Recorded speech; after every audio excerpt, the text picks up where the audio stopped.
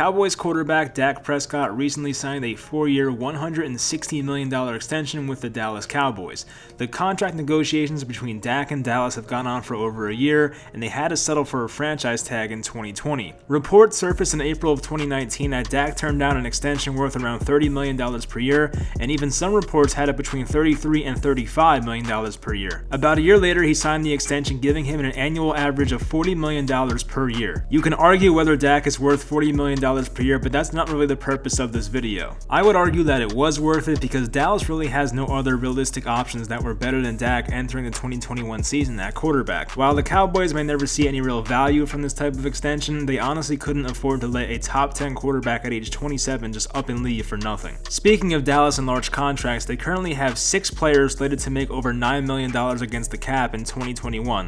DeMarcus Lawrence at $25 million, Dak Prescott, Amari Cooper, Ezekiel Elliott, Zach Martin, and Jalen Smith. The problem, of course, is that the NFL is a salary cap league, and in this season in particular, the cap is lower than usual due to the pandemic. Some other teams like the Saints, Falcons, and Eagles have bad cap situations as well, but the Cowboys are in a unique situation because they have a handful of guys under big contracts all the way up until 2024. While Dallas has themselves some cornerstone pieces on offense for a while, they're bound to face some obstacles and could be entering dangerous territory if things start to go south. Before we even get into the question of how do they build their defense, let's address some aspects on their offense first. One of the biggest question marks that Dallas's offense will have to overcome is their injuries of late. As we know, Dak Prescott missed the final 11 games of 2020 with a severe ankle injury. Ezekiel Elliott missed a game with a calf injury and is coming off his most ineffective season by far. Zach Martin missed a total of 6 games between calf and concussion issues. La'el Collins, who was supposed to play right tackle, missed the entire season with a hip injury, and left tackle Tyrone Smith, who has dealt with back issues in the past, missed a total of 14 games after neck surgery. Even their tight end Blake Jarwin missed the final 15 games after a week 1 ACL tear. I'm not afraid to admit that the Cowboys have one of the most talented offenses in the league, but there are just an extraordinary amount of injury concerns going forward. The worst part of it all is how much money they gave Ezekiel Elliott. Yes, he's had a good career, but the Cowboys are now seeing the repercussions of paying a running back a ton of money. While holding out in Cabo when he was supposed to be in training camp, the Cowboys finally caved in and made Zeke the highest paid running back in NFL history at that time.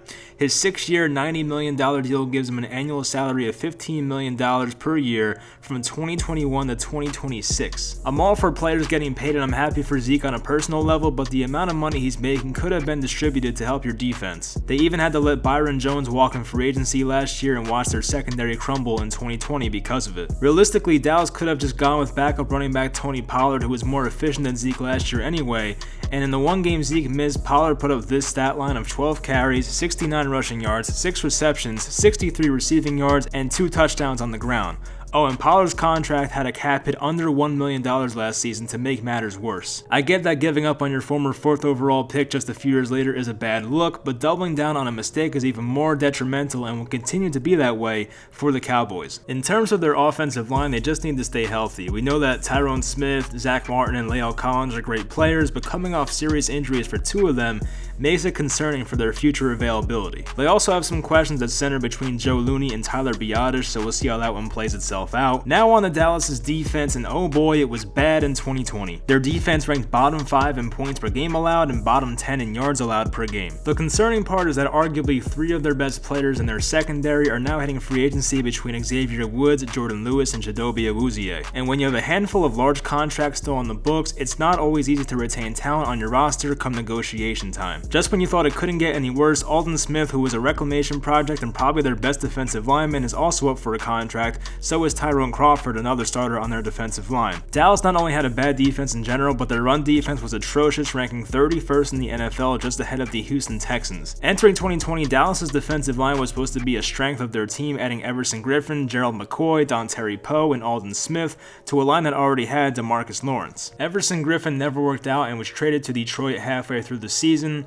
Gerald McCoy never saw the field after suffering a ruptured quad in training camp, and Dontari Poe was just bad and even got criticized by Jerry Jerry Jones for being overweight. So how do you fix such an underwhelming defense when you don't have the cap space to make a lot of big moves? Well, you have to draft very, very well, and that's honestly the premise of this video. In order to get deep into the playoffs or perhaps make a Super Bowl run, Dallas has to find multiple players in the draft that can become NFL caliber starting players, which is not the easiest thing to do. At pick 10, Dallas has commonly mocked Patrick Surtain or Caleb Farley, who each play cornerback and would be a nice way to rebuild their secondary to play opposite of second-year man Trayvon Diggs. At linebacker, Dallas may lose Sean Lee, who's now 34 years old, if he decides to retire, and he's been there since 2010, but they still have Jalen Smith and Leighton Vander Esch, who has missed 13 games combined the past 2 seasons and has dealt with neck injuries in the past. Dallas may be the team with the lowest floor yet highest ceiling in the league, if that makes sense. Last summer, I predicted Dallas to go 12-4 in the regular season, but after going 5-11 and many other questions that needed to be answered on their roster, it'll be interesting to see